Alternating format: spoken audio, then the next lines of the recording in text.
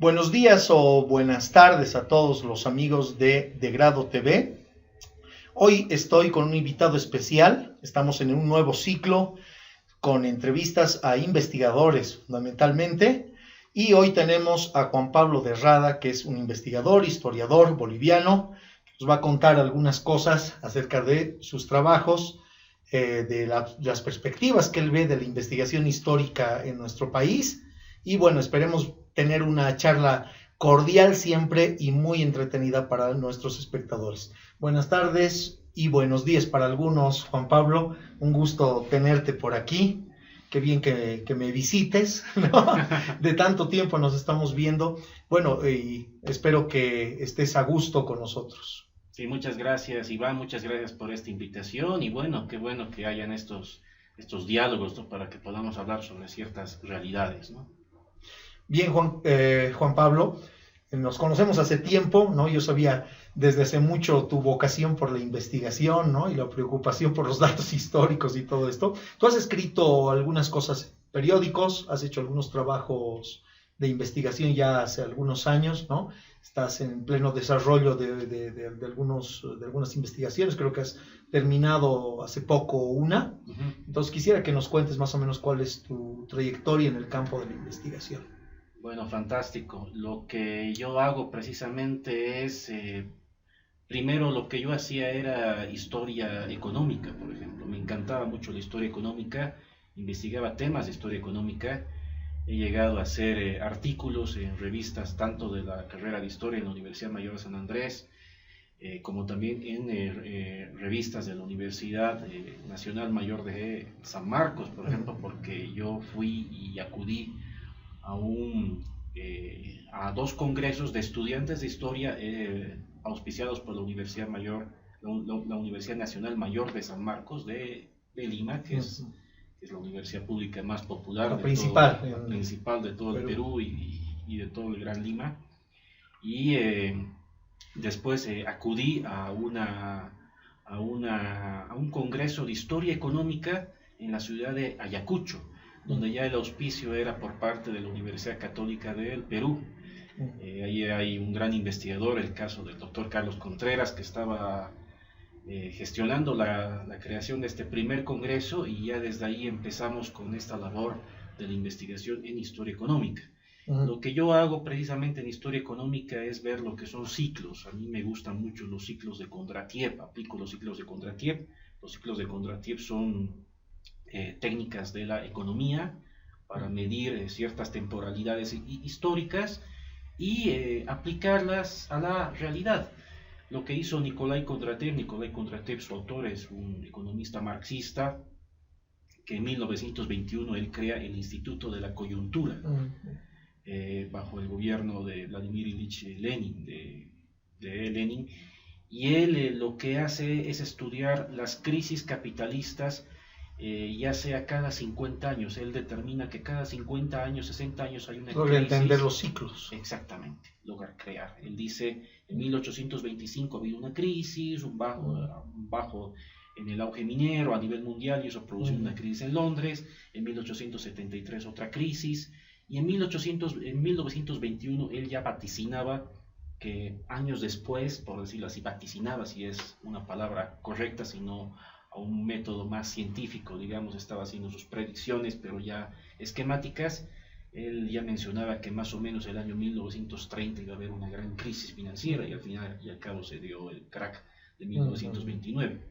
Entonces lo que yo hago es aplicar esa metodología en mis investigaciones, y lo que hice es escribir artículos para el ámbito de las revistas científicas de la carrera de historia, pero al mismo tiempo me he relacionado con el mundo periodístico, ¿no? O sea, no con los periodistas, sino que he publicado en periódicos, ¿no? He publicado durante muchos años, durante ya casi 3 años, en el periódico Página 7, y ahí empecé a publicar, porque claro, la idea del historiador es también divulgar y salir de los cánones académicos. Cosa que se hacía bastante desde principios hasta mediados del siglo pasado, pero que curiosamente se ha dejado de hacerlo. Exactamente, cosa que se hacía completamente antes, que muchos historiadores escribían en periódicos, que era muy común, que uno ve el periódico El Diario, por ejemplo, en la hemeroteca, y uno ve cómo escribían ahí, o uno va a ver el periódico La Nación, por ejemplo, ahí escribían los nacionalistas, etcétera. Y claro, ya posteriormente en el periódico Presencia se ven ya las manifestaciones de los historiadores, de los primeros historiadores formados en Bolivia, que a partir de la década de los 70 se empiezan a emerger, ¿no? El caso de Florencia Bayillán, Fernando Cajías, Merimón, etcétera.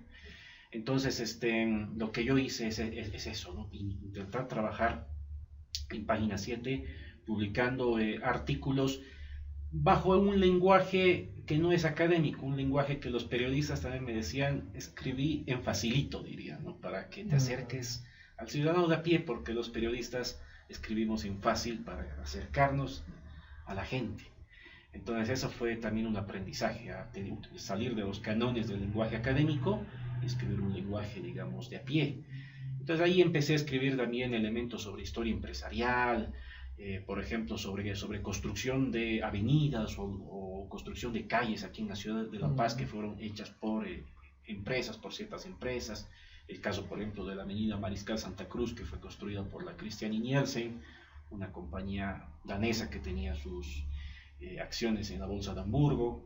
Entonces ese tipo de un poco cruzar, un poco no solamente quedarse en revistas científicas, sino también publicar en el periódico. Para el pueblo. Para el pueblo, exactamente. Ya. Y ya posteriormente hice ya consultorías, hice una consultoría precisamente sobre la historia de la industria de la cerámica para el Museo de Etnografía y Folclore, por ejemplo, que a ellos les ha gustado precisamente, y este tema que tiene que ver con el tema del desarrollo de la cerámica en los últimos 2 siglos en la historia de la ciudad de La Paz, haciendo un cruzamiento de datos, encontrando huecos también, porque los historiadores tenemos una gran falencia, lastimosamente, que es el siglo XIX, por eso es el siglo oscuro. Tú vas a ver historiadores que van a estudiar más el siglo XX o se van a meter a estudiar el ámbito colonial, pero el siglo XIX es oscuro porque ante la falta de archivos en la época, ante la falta del interés de los gobernantes por resguardar información, hay un boquete, por decirte, hay boquetes entre 1864 y 1880. La Guerra del Pacífico, más o menos, ¿no? Un boquete grande, desde Mariano Melgarejo hasta la Guerra del Pacífico hay un boquete grande, y es un boquete de cambios y cambios en la ciudad de La Paz, en 1874, las grandes manifestaciones. Y ya después, posteriormente, lo que hice, y a través de la carrera de historia quise hacer, es lo que conocía de historia económica. Yo decía, estudiar historia económica, vi cómo funcionan las empresas, hay que hacerlo así, bien sincero, los historiadores no tenemos un método científico, no somos una ciencia, no hay ciencias históricas. Alguna vez leía un texto y bueno, que tú nos pasaste también hace mucho tiempo atrás sobre Marvin Harris, sobre nuestra especie, y leía otro libro de Marvin Harris. Soy fanático yo de Marvin Harris todavía. A mí me encanta, es fascinante, ¿no? De la antropología estructuralista. Y él menciona en uno de sus textos, él dice, la antropología es la ciencia de la historia. O sea, somos historiadores con método científico. Y en ese libro él maneja, creo que el libro es Introducción al Desarrollo de la Antropología. Sí. 1966 debe ser. Exactamente. ¿No? Y donde él ve libro todas grande, las escuelas, ahí todo muy, el ámbito muy bueno. antropológico. Y él dice, los antropólogos hemos nacido sin método científico y con el tiempo hemos empezado a ser científicos. La teoría del desarrollo antropológico. Ese es un libro anaranjado, un libro grueso, un libro fascinante. Entonces, precisamente lo que hacemos los historiadores es recurrir a lo interdisciplinario. Yo recurrí a la economía para hacer historia económica, y lo que utilizo son métodos de la economía. Kondratiev es un ciclo y es un método económico, no viene desde la historia. Igual pasan con los historiadores que aplican métodos antropológicos, ¿no? El método de aproximación múltiple, el método del trabajo de campo, etcétera, que vienen los antropólogos, lo utilizan los historiadores y hacen historia. Y así pasa con las otras áreas dentro de la historia. Entonces, lo que yo hice precisamente es tratar de tener este conocimiento sobre cómo funcionan las empresas. Y yo dije, ¿por qué no gestionar, por qué no trabajar también con las empresas? ¿Por qué no trabajar con los empresarios? ¿Por qué no hacer ese sueño de que el historiador pueda trabajar con empresarios claro. y hacer proyectos? Y claro, el campo que mejor podría relacionar historiadores con empresarios es el de la gestión turística. Entonces yo lo que hice desde el año 2018 es empezar a trabajar con empresarios en el ámbito turístico. Empecé a trabajar en proyectos turísticos en el Salar de Uyuni para diseñar la ruta de la quinoa. Vi que se estaba diseñando, que anteriormente en la década de los 90 se hizo la ruta del Singani a través de la doctora Estela Young y un grupo de especialistas interdisciplinarios, habían antropólogos y arqueólogos también ahí. Entonces yo dije, se puede aplicar, se puede desarrollar y se puede armar ese nexo entre historiadores y la industria turística. Previamente ya han habido, yo vi que han habido otros ejemplos, tal vez un ejemplo más enigmático es el del Festival de Música Barroca de Chiquitos, desarrollado desde 1981, pero que en 1996 se lanza el festival, porque lo primero que había que hacer era restaurar las 7 iglesias que tiene el complejo de iglesias misionales de la Chiquitanía. Hay un trabajo ahí fascinante también interdisciplinario entre antropólogos, historiadores y arquitectos, claro. Y sí es un trabajo muy interesante. Entonces desde ahí mi motivación ha sido el trabajo de relacionarme con el ámbito empresarial y ver qué más se puede hacer. Y ya posteriormente igual trabajé un año en un archivo y pude ver ahí también lo que son el campo de la archivística y lo que es la gestión documental. Y yo recuerdo que incluso hasta los archivistas me decían, historia es un gasto cultural, prácticamente, la archivística no. Entonces, claro, yo dije, qué mal que estamos como historiadores en el ámbito de lo que podemos ser algo más que cultura, o sea, podemos aplicarlo en el mundo empresarial. Y ya posteriormente, este año, estaba igual en un proyecto, en una consultoría con un empresario, con el empresario Roberto Forno, que tenía que ver con el desarrollo de la historia de las hilanderías Forno. Que tal vez nuestros amigos no conozcan, porque la mayoría, yo supongo, voy a prejuzgarlos a todos, que son bastante jóvenes, ¿no? Y tal vez no están en la ciudad de La Paz, porque la empresa Forno ha sido un símbolo, un ícono, uno de los íconos, ¿no? de la época industrial paceña, ¿no? Así es, precisamente en 1923 llega Herminio Forno, y Herminio Forno desarrolla aquí una gran industria textilera que se expande en el transcurso desde 1923 hasta 1935, ahí hay un boom. Pero también es un empresario que se diversifica, es un empresario que se asocia al alemán Johannes Poepsel y empiezan a desarrollarse sombreros, el sombrero el de Borsalino, empiezan a desarrollar el sombrero, aquí el famoso sombrero de chola, por decirlo así, y empiezan a diversificarse. Para ponerlo en ámbitos contemporáneos es, por ejemplo, lo que hice, y me acuerdo que hice una investigación, aunque una investigación por cuenta propia sobre la familia Monasterios, por ejemplo, en Santa Cruz. Es lo que pasa con la familia Monasterios ahora. Es una familia empresarial grande, diversificada, tienen canales de televisión, tienen Unitel, el Banco Ganadero, tienen la cabaña Sausalito, son un grupo empresarial grande. Entonces, bueno, antes en La Paz, Herminio Forno era más o menos así, era un empresario diversificado, textilero, se hizo su fábrica de sombreros en Sucre, junto con Johannes Poepsel, también lo expanden acá, y tenían rivales también, ¿no? Eran empresarios que tenían rivales, el caso de su coterráneo también, de su paisano Domingo Solino. Sí, y de sus rivales palestinos, la familia Said. Sí. Son las tres grandes empresas, ¿no? Las tres grandes empresas hilanderas, ¿no? Entonces, precisamente estoy en ese enfoque y bueno, ahora precisamente sigo buscando, indagando, así como si fuese un aventurero, digamos, en esta vida, un aventurero académico, buscando ese pilar que es muy importante para los historiadores, que es el hecho de que nosotros podemos ser algo más que cultura. Los historiadores tenemos 3 pilares de desarrollo laboral.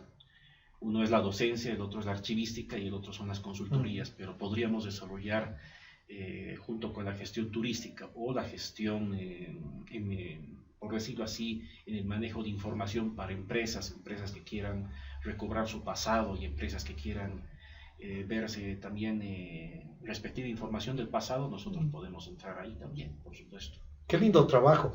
¿Sabes qué? Me ha llamado mucho la atención esto que me contaste, porque mira, me contaste hace tiempo que estabas con este proyecto, ¿no? De Forno, yo no sabía todo lo que habías hecho previamente, que es una grata sorpresa. Y cómo es la relación, ¿no? Porque, mira, hemos hecho programas hace algún tiempo acerca de la situación de la investigación en Bolivia y llegábamos a un punto, ¿no? Crítico. Si no hay una relación entre la empresa privada, la empresa pública, ¿sí? Y la academia, pues la academia no puede subsistir, no tiene de dónde arrebatarle más, digamos, más inversión, ¿no? Al conocimiento. Es decir, ¿cómo podemos hacer que se interesen estos ámbitos? Porque los jóvenes desarrollan investigación, no, y no solo los jóvenes, ¿no? También los investigadores que ya tienen su trayectoria puedan seguir trabajando en estos ámbitos, porque como tú bien dices, pareciera que para muchas carreras, no solamente para la historia, todo se queda en el ejercicio técnico, ¿no? de la respectiva ciencia o la docencia académica, ¿no? Otras carreras, por ejemplo, como literatura, lingüística e idiomas, que podrían darnos, ¿no? Datos muy importantes a nivel científico, de investigación, podrían desarrollar nuevas cosas, no lo hacen, ¿no? ¿Cómo has hecho tú, Juan Pablo? ¿Cómo has hecho, Juan Pablo, para lograr vincularte? Es decir, ¿es tan simple como ir a tocar una puerta o cómo se hace? Es complicado porque, bueno, entiéndase que también todos tenemos distintas idiosincrasias, ¿no? Y eso es algo positivo, en cierta manera, es algo dentro de este ámbito plural. Pero lo que es interesante en el ámbito empresarial es que los empresarios quieren resultados, ¿no? Ellos quieren resultados. Es distinto un ámbito, digamos, de trabajar para el Estado. El Estado te puede comprar una consultoría por producto y toda esta cuestión, pero no tal vez por ahí lo aplica en 1 o 2 años, o tal vez lo aplica inmediatamente. En el caso de los empresarios es una cosa inmediata, o sea, es una cosa de aplicarlo ya que ellos prácticamente, y se entiende, y al estudiar historia empresarial, historia económica, se entiende que los empresarios, en realidad su gran enemigo, su gran rival es el tiempo. Es lo que alguna vez hablaba el economista Jacques Attali, de que el gran rival del capitalismo es precisamente el tiempo. El capitalismo ya no tiene rivales, sino que su rival ahora es el tiempo. O sea, la idea filosófica de la pragmática tú la has visto empíricamente. Totalmente, sí, totalmente. Ellos son teóricos hasta cierto punto, pero diría que hasta un 80% son prácticos o pragmáticos, ¿no? Ellos quieren aplicar esto ya. A mí me quedó, por ejemplo, en el caso de la consultoría que hice en el Salar de Uyuni, la cosa era aplicarlo ya, por ejemplo, la ruta del Singaña, aplicarlo ya. Incluso con el empresario con el que estaba trabajando, con Juan Gabriel Quesada, él precisamente lo que quería era construir incluso un parque temático cultural en Uyuni. Y era un parque, él quería hacer una considerable inversión ahí, y precisamente quería aplicar ciertos elementos que habían de alrededor, digamos, desde cómo construían los incas, por decirlo así, el sistema de caminos del Capaquiñán, hasta cómo eran, por decirte así, un coche, por decirlo así, un coche comedor del viejo tren que unía Uyuni con Pulacayo, por ejemplo, y en el siglo XIX, en los tiempos de Aniceto Arce. Entonces querían llegar así a todos lados, desde los tiempos prehispánicos hasta el auge de La Plata en Pulacayo, que está prácticamente a 30 kilómetros al sur de Uyuni. Entonces, hay ahí precisamente lo que ellos querían hacer. Y en el caso de Forno también me pasaba lo mismo. Ellos querían hacer un libro, o quieren hacer un libro sobre el aniversario del grupo Forno, que va a cumplir 100 años de aquí a unos 2 años, el año 2023. Entonces ellos ya querían desarrollar ámbitos desde el enfoque histórico, pero también desde otras áreas. Entonces querían desarrollar el ámbito histórico y querían ya darles el producto, y ahí se acaba y se cierra el trato también. Claro. Es así, es como si tú estuvieses vendiendo un producto, como si tú fueses, digamos, tuvieses una industria de leches o de lácteos. Es algo así sencillo, y uno dice historiador, pero ¿cómo está relacionando la industria de los lácteos con el historiador? No, es parecido, tú produces quesos, leches, tienes un mercado, estás vendiendo un stock, esto es parecido. El historiador, al trabajar con el mundo empresarial, por lo que he visto desde la parte práctica, es que les estás vendiendo un producto y ahí acaba, digamos, la relación, a menos que posteriormente ese empresario quiera desarrollar este proyecto y digamos se pueda profundizar, ¿no? Esta investigación. Entonces, ese es el trato que se tiene con ellos. Hay que ser pragmáticos, esa es la verdad. No es un campo, no son como los congresos académicos, donde, pucha, es lindo, ¿no? Y ahí uno ve las jerarquías académicas, doctores, magísteres, licenciados, etcétera, pero hay un diálogo, hay un debate, se puede estar mucho tiempo, incluso se puede indagar en cosas que no tienen mucha importancia, pero que gustan mucho a los académicos. En el campo de los empresarios, no. En el caso de los empresarios es puntual, la cosa es puntual, digamos, se quiere hacer el desarrollo del Aptapi, como era el Aptapi en la zona de Colchani, cerca de Salvador de Uyuni, como eran las lógicas de relacionamiento de mercaderes o los ariris que habían antes en tiempos prehispánicos, de los quechuas o los aymaras en la zona, y qué productos llevaban, ya. Pero eso lo vamos a aplicar en por ejemplo, gastronomía. Ya, fantástico. Tú dijiste que la papa, el chuño, el camote, el charque era lo que se... Sí, eso era allá. Entonces, eso vamos a vender como gastronomía. Entonces, ya a través del empresario, ya hay un destino, digamos, de la investigación, ¿no? Se asesora incluso a chefs, por ejemplo, que ahora están haciendo comida fusión, que está muy de moda. Entonces les dice, miren, quiten esto no es de acá, esto no es de acá. Pero esto sí, la papa es de aquí, el chuño es de aquí, el camote es de acá, el charque es de acá, y tal vez maíz, porque sí había relacionamiento con los valles, ¿no? Nos estás dando una perspectiva del empresario que es realmente muy diferente de la que se tiene de forma cotidiana, ¿no? En el siglo XX se veía la empresa, especialmente desde el punto de vista de la izquierda, ¿no? El empresario capitalista destruye la historia, ¿no? El progreso avasalla con las cosas, con la cultura, ¿no? Y lo que estamos viendo, digamos, es un en vez de este relato, digamos, de este mito, ¿no? Y lo que estamos viendo es el empresario que más bien fomenta el rescate histórico, ¿no? Busca la originalidad, porque en estos tiempos, probablemente sea por los tiempos, no sé, o tal vez siempre ha sido así y no lo hemos visto de forma adecuada. Es posible que el empresario también apoye a la cultura, ¿no? Fomente la investigación histórica, porque, qué sé yo, las visiones que tenemos sobre la historia tal vez son muy limitadas también de nosotros, ¿no? Exactamente. Entonces, ahora te voy a insistir en este asunto, ¿no?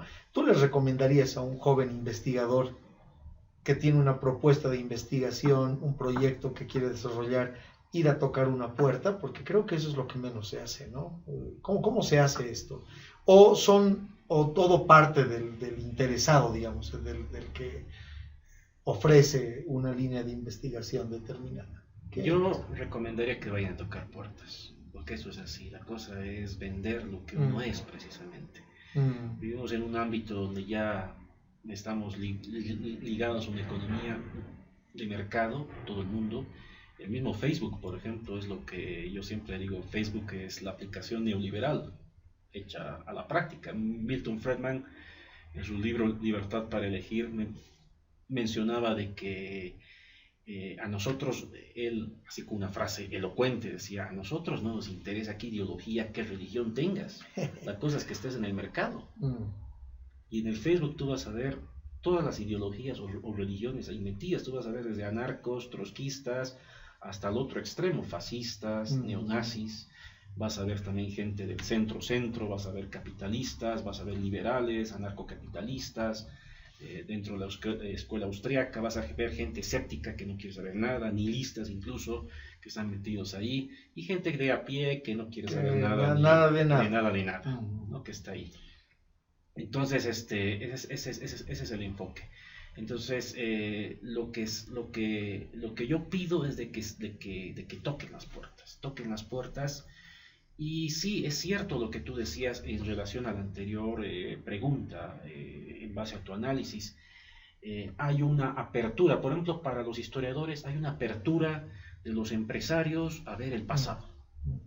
Empresas antiguas, digamos, los Fornos ya van a cumplir 100 años, entonces quieren ver su pasado. La Paceña, por ejemplo, también querrá ver su pasado, ellos ya tienen más de 120 años, querrán ver su pasado. Inti también. En Santa Cruz, que su industria es una industria emergente, por ejemplo, más que todo en la década de los 40, 50, que empieza a emerger esa industria, ya muchas empresas tienen más de 70 años. El caso de, por ejemplo, el ingenio azucarero San Aurelio, es el segundo ingenio de azúcar más antiguo de Santa Cruz.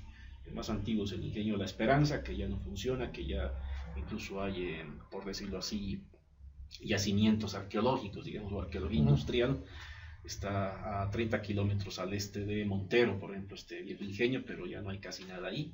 Pero en cambio el ingenio San Aurelio sigue funcionando, la empresa sigue funcionando, está en poder de la familia Gutiérrez, su fundador fue Aurelio Gutiérrez, y bueno, Ramón Darío Gutiérrez en realidad, y su hermano Aurelio Gutiérrez, y ahí, por ejemplo, hay empresarios que quieren tal vez 70 años, imagínate, de desarrollo azucarero, apoyando al desarrollo local, quieren saber. Entonces yo digo, un historiador puede atreverse a tocar las puertas. Lo mismo va para las otras áreas. Yo veía, por ejemplo, en las otras disciplinas o en el campo de las ciencias sociales, el campo de los cineastas, por ejemplo, yo decía, los cineastas, qué difícil es hacer cine acá, para ser historiador, hacer cine. Pero ¿cómo hacen las cineastas o los cineastas filmes acá? Es tocando puertas. Y tocando no una ni dos puertas, tocando 100, porque de 100 tal vez 80 te van a decir no, pero 20 te van a decir sí. Y con esas 20 puedes subsistir para pagar todo tu equipo técnico. Así que es como buscar una pareja. Tú lo has dicho. Más o menos. Tú lo has dicho bien, exactamente. Bueno, eso es algo que nos deja un aprendizaje tremendo, porque ustedes que nos están viendo aquí en la comunidad de grado saben a lo que nos dedicamos, y bueno, es un gusto realmente compartir un poco la visión con Juan Pablo, porque en el caso, digamos, de la investigación, uno se imagina al historiador metido, ¿no?, con la historia política, básicamente, que se hace en Bolivia, ¿no? Creo que la mayoría todavía se dedica a este tipo de ámbitos, ¿no? Yo veo que hay mucha discusión histórica alrededor de estas cosas, pero hay un vacío, ¿no? Un vacío en el pasado, no solo del siglo XIX, que tú decías hace un momento que no estaba tan bien atendido por el hecho de que no hay las fuentes primarias que se requieren, ¿no? Para indagar. Tampoco se puede hacer una novela de la historia totalmente, ¿no? A pesar de lo arte que hemos que hemos visto que tiene la historia. Pero ver estos otros ámbitos históricos, a nosotros, digamos, a la gente, yo me voy a considerar gente de a pie también en el mundo de la historia, hasta cierto punto, ¿no? Nos hace ver que hay realmente muchos elementos que uno puede tener una mirada universal desde la historia, ¿no? Entonces recuerdo igual a un amigo que hace mucho tiempo nos dio clases de demografía, ¿no? Un francés, y este amigo, después de sus clases, yo empecé a ver todo como demografía, ¿no? Todo era demografía, todo se explicaba desde la demografía, ¿sí? Supongo que la historia también y varios ámbitos de nuestras disciplinas pueden verse así, ¿no? Eso le ayuda, supongo, al investigador a tener miras anchas, ¿no? Y ser capaz de hacer propuestas novedosas y creativas, ¿no? Exacto. ¿Cómo ves tú ahora el ámbito de la historia? Tú estás siendo, y a mí me parece, bastante innovador en esto. Hay algunas personas que sé que han hecho trabajos similares. Me he encontrado amigos historiadores también haciendo trabajos diversos, ¿no? Diversos, ¿sí? Es decir, ya no en la tradicional fuente de la que han bebido los historiadores del siglo XX en Bolivia, ¿no? ¿Hacia dónde ves la historia? ¿Qué es lo que se está haciendo actualmente? ¿Qué criterios crees que se deban emplear en el ámbito histórico? Es decir, ¿deberían crearse más carreras de historia? Bueno, en relación a ese último punto, sí, aquí hay tres carreras, ¿no? Ya tres carreras de historia en el país. Ya. Una aquí en la UNSA, otra en la UPEA y otra en la Universidad Mayor La de la UPEA, San por Francisco supuesto, Javier de yo mismo he Chuquisaca. estado vinculado a ella. Y en Sucre también, ¿no? La Ya. Universidad la carrera de Historia de la Universidad Real y Pontificia. ¿Cuántos San Francisco años Javier de tiene Chuquisaca. esta carrera, sabes, más o menos? En la UNSA son aproximadamente unos 50 años que ya tenemos, medio siglo. En la UPEA están casi por los 10 años, 11 años, y en Sucre igual va por los casi 20 años, ¿no? Precisamente, ¿no? Un poco tal vez por la influencia de don Gunnar Mendoza, porque el archivo también, semejante archivo, está allá en Sucre, el Gran Archivo Nacional de Bolivia está allá, entonces evidentemente ellos tenían que tener una carrera de historia sí o sí, y más aún si tienen Potosí al lado, donde está el archivo de la Casa de la Moneda, que es un archivo espectacular, igual en el ámbito colonial. Pero mira, desde un enfoque de lo que tiene que ver hacia dónde va la historia, es un poco lo que decía Herbert Klein, ¿no? en la revista Tincazos, en una entrevista que le hace Jimena Medinaceli, o sea, está más desarrollada la etnohistoria, ¿no? La etnohistoria aquí en el país está muy bien desarrollada, junto con el Perú son es que no solo los historiadores se dedican a ella, ¿no? Exactamente, muchos antropólogos y sociólogos que se especializan en este campo. Y sin duda alguna, y claro, como tú bien lo mencionas, la historia política, ¿no? La historia política es aquí, claro, somos un país altamente politizado, ¿no? Teníamos que hacerlo.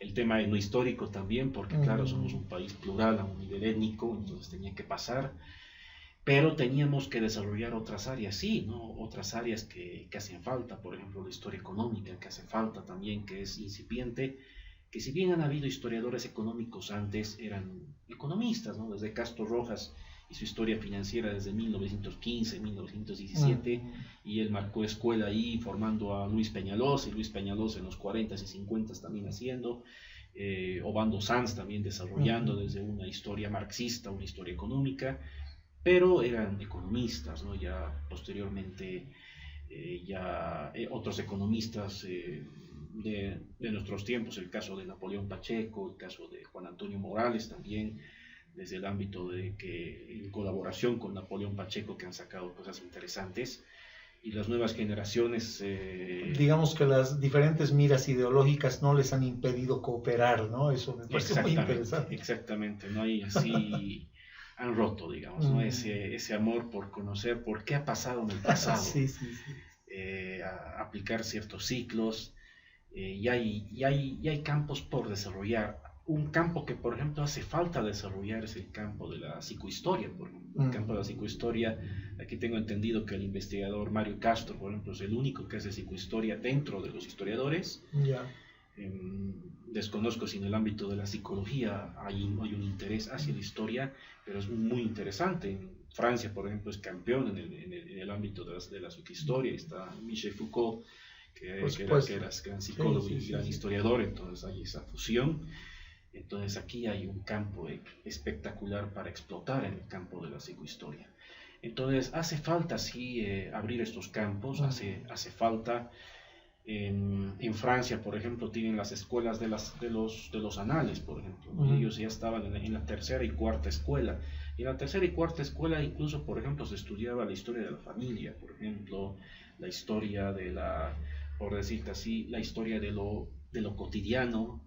Se estudiaba hasta la historia en el ámbito de la historia económica, por ejemplo, ya estudiar la historia de las empresas o la historia empresarial. La historia de las empresas es estudiar la estructura empresarial, y la historia empresarial es estudiar al empresario, qué decisiones ha tomado a lo largo de su historia y qué decisiones acertadas ha tomado en tiempos de crisis. Y por ejemplo, en la historia económica, los que están más avanzados son los norteamericanos. En la Universidad de Stanford, ellos han desarrollado la cliodinámica. Y la cliodinámica, claro, es ya una fusión de elementos matemáticos, es de ecuaciones matemáticas junto con la historia. Están estudiando historia junto con patrones matemáticos. Y es casi por ahí está la ciencia de la historia en esa beta, ¿no? Por ahí está. Por ahí está. Tal vez pero son esfuerzos de investigación. Son esfuerzos. Entonces creo que la investigación, creo que el historiador tiene que tener ese enfoque, ¿no? habilitar, sí, el ámbito, por ejemplo, de lo que hablamos de la gestión turística y toda esta cuestión. Abrir ese campo sería también idóneo. Claro, porque en este caso estaríamos hablando de betas más que digamos que con mayor probabilidad pueden tener éxito, ¿no? Por el financiamiento que se requiere, ¿no? El turismo está ahí, lo que tú dices, ¿no? Después, curiosamente yo creo que la etnohistoria se ha desarrollado precisamente por eso, ¿no? Hay un gran público que busca todavía respuestas a los problemas sociales, ¿no? Hace poco yo he estado trabajando precisamente el enfoque de las decisiones en políticas públicas en el siglo XX, ¿no? Decisiones sobre los problemas sociales, ¿no? Porque la gente a veces piensa que las políticas públicas se resuelven simplemente resuelven cosas muy prácticas como qué sé yo, el agua, ¿no? El agua potable, la electricidad o los caminos, ¿no? Pero en realidad las políticas públicas están destinadas también a resolver conflictos étnicos, ¿no? Entonces en Bolivia el enfoque de lo étnico siempre ha estado en el primer lugar de la palestra. Así se piense que en la época oligarca no se hablaba de esto, pues está ahí, ¿no? Uno ve los periódicos, el tema indigenal, visto como se ha visto, está ahí, es un problema, no es un problema serio, y hasta ahora buscamos respuestas, ¿no? Y te decía hace poco que una beta natural es la historia misma, ¿no? En sí, la historia misma, pero tú le estás dando el acento, digamos, de esta pragmática que nos lleva a la historia, a un mercado que va a hacer posible el rescate de cosas importantes, pero tal vez, no sé si valga la sugerencia, siempre van a haber temas más probables, ¿no? En financiamiento que otros, ¿no? Exactamente. Temas más viables, le podríamos decir. Exactamente. Bien, entonces casi hemos llegado al final. Te voy a hacer 2 preguntitas más que me parecen importantes, claro, Juan Pablo, y te voy a pedir que en algún momento, con otro tema que tú hayas investigado, nos vengas a contar la historia. No te he querido preguntar mucho acerca de Forno porque sé que primero debería publicarse el texto, claro, ¿no? O sea, debería aparecer y luego lo podríamos comentar más abundantemente, ¿no? Pero te voy a hacer 2 preguntitas. Una relacionada a un consejo que quisiera que les des a los estudiantes, principalmente que están aquí mirándonos, ¿no? Que tiene que ver con el trabajo de fuentes, ¿sí? Te había contado hace poco que tengo amigos y amigas de diferentes carreras, comunicación, marketing, etcétera, que también están interesados en la investigación histórica, porque la historia es transversal, ¿no? La historia es transversal a todas las disciplinas. ¿Y qué les recomendarías a una persona que quiere investigar, digamos, la tradición de una marca, de una fábrica? ¿Cómo se abordan las fuentes? Sé que esto es complicado, nos podrías dar una clase de esto, pero tal vez en breve un consejo para poder munirse de herramientas, ¿no? Para iniciar una investigación. Tú bien lo has mencionado, el cruzamiento de datos es un poco lo que contaba Fernand Braudel, el gran historiador francés, de que para hacer una investigación histórica se tiene que recurrir a todas las fuentes, y no solamente a las fuentes escritas. Si tienes fuentes audiovisuales también, es el trabajo de Peter Burke, por ejemplo, esto del tema de la teoría de la imagen, de la historia de la imagen. Ahora vi también algunos textos aquí en Bolivia, el caso de Silvia Rivera y su sociología de la imagen, la importancia de la imagen. Y Fernand Braudel te habla de eso, de la importancia de la imagen, de la importancia de formatos audiovisuales, por ejemplo, el formato audiovisual que ahora está muy en boga, y hasta analizar las redes sociales. Ahora no hay que cerrarse, hay que analizar las redes sociales, hasta los memes. Hasta los memes, como respectivos fuentes de análisis. Entonces hay que hacer un respectivo cruzamiento de datos. Lo que yo recomiendo también es ser interdisciplinario también. Si vas a hacer estudio de marketing de alguna marca, estudiar con ciertos elementos, por ejemplo, si son elementos culturales, ver, por ejemplo, elementos antropológicos, por ejemplo, yo me acuerdo que veía un programa de si no me equivoco, 60 minutos de los Estados Unidos, creo que era de la NBC o de la CBS. Sí. Y ahí entrevistaron a un antropólogo que trabajaba para la Ford y para Kellogg's. Y él que hacía estudios de la población, para ver qué tipo de movilidades tenía que fabricar la Ford. Y claro, como era el ámbito de las 2 torres, del 2001 y toda esta cuestión, había ese sentimiento de inseguridad en el norteamericano común.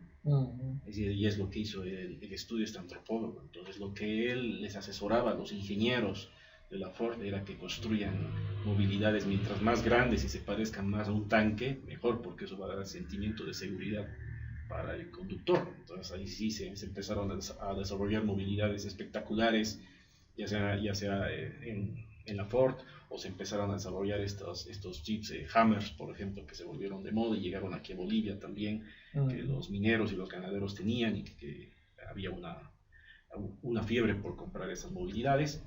Y igual pasa con la Kellogg's. Este antropólogo asesoraba a la Kellogg's y les decía, miren, las cajas de los cereales Kellogg's tienen que ser pomposos, tienen que ser con muchos colores. Y ahí también había un trabajo interdisciplinario con psicólogos. Psicología, la psicología del color, qué color poner para ser atractivo, qué color no poner. Entonces, por eso ustedes se van a fijar, muchos productos Kellogg's, sus cajas son pomposas y grandes, pero la bolsa adentro es la mitad. Sí, Entonces, lo que quiere es impactar. Entonces, lo que yo recomiendo es lo interdisciplinario, ¿no? Y en el manejo de fuentes, eso, ¿no? Eso, importantes son las fuentes. Para los historiadores, las fuentes es muy importante. Creo que para el resto de las ciencias sociales, económicas y políticas también es muy importante las fuentes.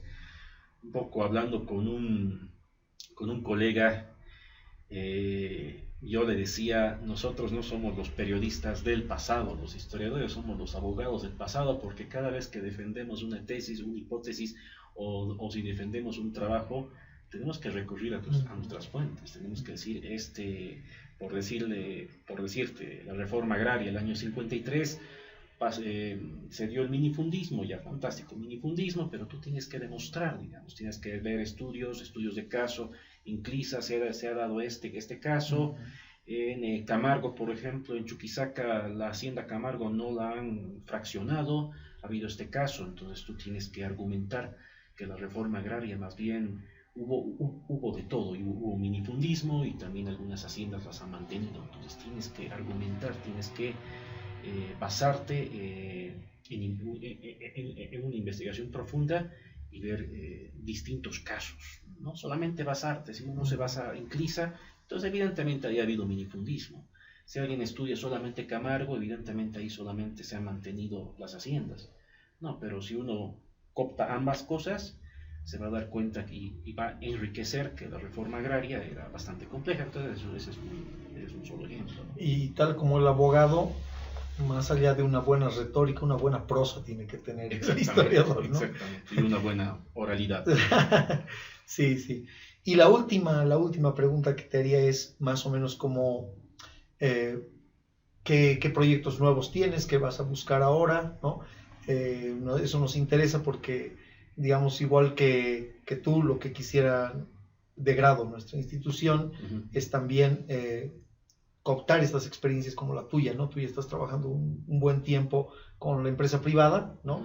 Y nosotros vemos que el futuro de la investigación, básicamente en cualquier parte del mundo, está en esta alianza, ¿no? Entre sector público, privado, academia, ¿no? Las universidades y la investigación, ¿sí? En adelante, ¿qué proyectos nos tienes, Juan Pablo? ¿Sobre qué estás trabajando? ¿Qué perspectivas hay? Lo que ahora estoy haciendo es una investigación profunda sobre el Festival de Música Barroca de Chiquitos y relacionarlo con la ruta del Singani. ¿En qué sentido? Quiero ver cómo dos proyectos históricos lograron generar éxitos turísticos y ahí demostrar que los historiadores podemos llegar más lejos. O sea, tratar de que esta investigación se vuelva, por decirlo así, en un libro que pueda agrupar un cúmulo de herramientas. ¿Qué hicieron y qué decisiones tomaron los respectivos historiadores que asesoraron a la constitución del Festival de Música Barroca o el de la Ruta del Singani? ¿Qué hicieron? ¿Qué herramientas? ¿Qué elementos hicieron? Porque eso nos puede servir para que en un futuro, a los futuros historiadores, si quieran aplicar o quieran crear una ruta, por decirte, la ruta del café, por decirte, así en los Yungas, en Caranavi, que ahora está en boga también el café orgánico, que ahora quieren exportar café orgánico y quieren hacer estas cosas. Entonces, ¿qué elementos tendrían que aplicar para hacer una ruta del café y que tenga un éxito? porque si tiene un éxito, que se genera empleo, se genera una industria hotelera también. La ruta del Singani ha generado una industria hotelera, desde los 90 se ha generado una industria hotelera.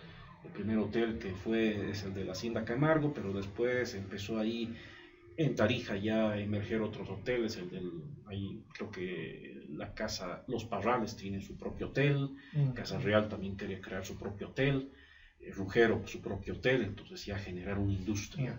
Y en el Festival de Música Barroca de Chiquitos igual, se generó una respectiva industria en el área de las Misiones, en Concepción, San Javier, en Santa Cruz de la Sierra, y además que hubo un impacto cultural. Gran parte de la arquitectura cruceña, esa arquitectura chiquitana que ahora está en boga, de pintar las paredes de colores con motivos florales que en Santa Cruz utilizan ahora, en la misma Santa Cruz de la Sierra utilizan ahora, o la cruz, por ejemplo, hasta la cruz cristiana hecha en madera, por ejemplo, que uno ve en muchas plazas en Santa Cruz. Bueno, eso es desde la chiquitanía, y en realidad fue el trabajo de estos historiadores y antropólogos y arquitectos del Festival de Música Barroca que han logrado exportar esta cultura chiquitana al ámbito cruceño, más allá del ámbito chiquitano, a Santa Cruz de la Sierra, al resto del país, porque ahora el festival se toca en todo el país, y han logrado atraer también turismo desde distintos países, desde Alemania, Italia, Japón, Estados Unidos, Argentina, etc. Entonces, eso es lo que quiero hacer, o sea, quiero ver qué elementos se necesitaron, qué elementos se utilizaron para generar un manual. Yo creo que la palabra correcta es generar un manual. Parece un proyecto de largo aliento y bueno, te felicito, Juan Pablo. Realmente mucho éxito a futuro y bueno, esperamos tenerte otra vez en el programa. Vamos a esperar a que las publicaciones vayan saliendo, ¿no? Para poder indagar un poco sobre ellas, porque estoy seguro que has llamado la atención de muchas de las personas que están ahí detrás de las cámaras, que deben querer saber en qué consiste todo este trabajo, saber un poco más de la historia de Forno, ¿no? Claro. De las misiones de Chiquitos, etcétera, porque son cosas fascinantes, ¿no? La historia es fascinante realmente. Claro. Muchas gracias, Juan Pablo. Muchas gracias. Qué gusto tenerte por aquí. Muchas gracias a ti. Y esa fue la entrevista de la semana. No te olvides visitar nuestras redes, seguirnos, darle like y hacer comentarios.